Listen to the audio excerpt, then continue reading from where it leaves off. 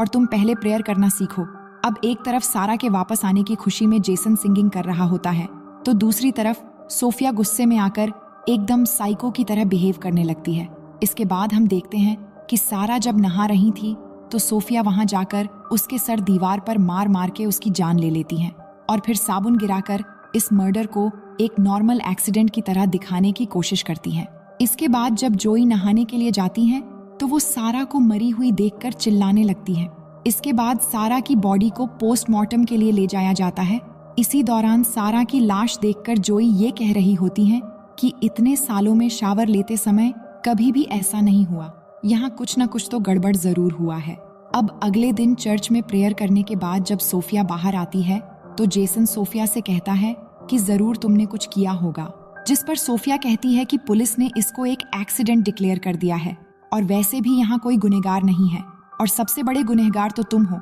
जिसने एक नन के साथ संभोग किया है। ये कहकर वो उसे वो एमएमएस दिखाने लगती है जो उसने इंटीमेट होने के दौरान छुपाकर रिकॉर्ड किया था और वो कहती है कि अगर तुमने सारा के बारे में कुछ भी अपनी जबान से निकाला तो मैं ये एमएमएस सोशल मीडिया पर वायरल कर दूंगी। अब अगले दिन सुबह जब सोफिया जेसन और जोई को घर जाते हुए देखती है तो इस बार वो सिस्टर रेबिका से अपने आंटी के डेथ का बहाना बनाकर वहां से निकल जाती है और उसी रात जेसन और उसकी फैमिली डिनर के लिए बाहर एक रेस्टोरेंट में जाते हैं, पर वहां वो देखते हैं कि सिस्टर सोफिया भी यहाँ आई हुई है। इसके बाद सोफिया जेसन के पेरेंट्स को अपना इंट्रो देती है, जिस पर उसके डैड उसे अपने साथ ज्वाइन होने के लिए कहते हैं, लेकिन जेसन नहीं चाहता कि वो यहाँ बैठे, पर उसके डैड सोफिया के बैठने का इंतजाम कर देते हैं और वो उनके साथ बैठ जाती है। लेकिन जेसन अनकंफर्टेबल होने लगता है और ये सब उसकी बहन जोई नोटिस कर रही होती है। वहीं सिस्टर रेबिका सोफिया के आंटी के डेथ पर फूल भेजने के लिए उस जगह का पता लगाने की कोशिश करती है, जिससे उन्हें ये मालूम होता है कि उधर किसी की भी डेथ नहीं हुई और ना ही वो सोफिया का एड्रेस है। इधर जोई के कहने पर जेसन अपनी बहन को सब कुछ बता देता है कि किस तरह वो धीरे धीरे सोफिया के जाल में फंस गया और सोफिया ने उनके इंटीमेट होने का एक एमएमएस भी बना लिया है, इसलिए वो कुछ भी नहीं कर सकता। जिसके बाद दोनों मिलकर एक प्लान बनाते हैं कि वो नन असली सोफिया है या नहीं, इसकी सबूत तलाश करेंगे। अब अगले दिन हम देखते हैं कि सिस्टर रेबिका को रात के कॉल पर सोफिया पर शक हो चुका था, इसलिए वो सोफिया को अपने कमरे में बुलाकर ये कहती है कि जब से तुम आई हो कुछ न कुछ गड़बड़ होता ही जा रहा है और तुम्हारे आते ही मैंने अपने बेस्ट स्टूडेंट्स को सस्पेंड भी कर दिया और अब तुम्हारी आंटी की डेथ का झूठा खबर भी पकड़ा गया है। ये कहकर वो फादर से कंप्लेंट करने जाने ही वाली होती है, तभी सोफिया एक लैंप से मारकर सिस्टर रेबिका को घायल कर देती है। वहीं हम देखते हैं कि जेसन और जोई सोफिया के कमरे में पहुंच जाते हैं उसके खिलाफ सबूत ढूंढने के लिए,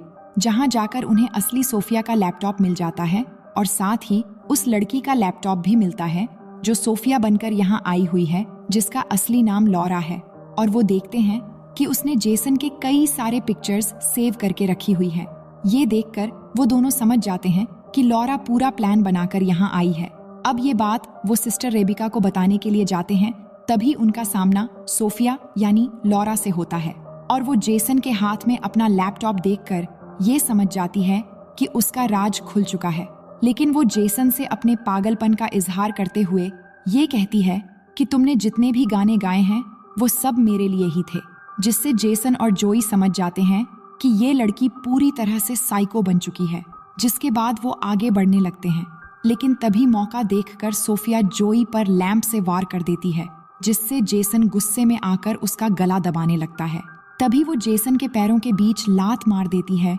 जिससे वो दर्द से गिरकर बेहोश हो जाता है। जिसके बाद वो जोई को फिर से उसी लैंप से मारने ही वाली होती है, तभी वहां पर सिस्टर रेबिका आकर उसके हाथ से वो लैंप छीन लेती है, लेकिन वो सिस्टर रेबिका को भी मारने लगती है। तभी जेसन होश में आकर अपनी जेब से स्क्रू ड्राइवर निकालता है और सोफिया की पीठ में वार कर देता है, जिससे वहीं पर सोफिया की मौत हो जाती है। इसके बाद हमें स्कूल के ग्रेजुएशन का दिन दिखाया जाता है, जिसमें जेसन के डैड जोई को उसकी मॉम की कार और जेसन को एक नया गिटार गिफ्ट करते हैं और इसी सीन को दिखाते हुए ये शानदार कहानी यहीं पर खत्म हो जाती है। तो दोस्तों, ये कहानी आपको कैसी लगी कमेंट में जरूर लिखिएगा। मिलते हैं एक और मजेदार स्टोरी के साथ।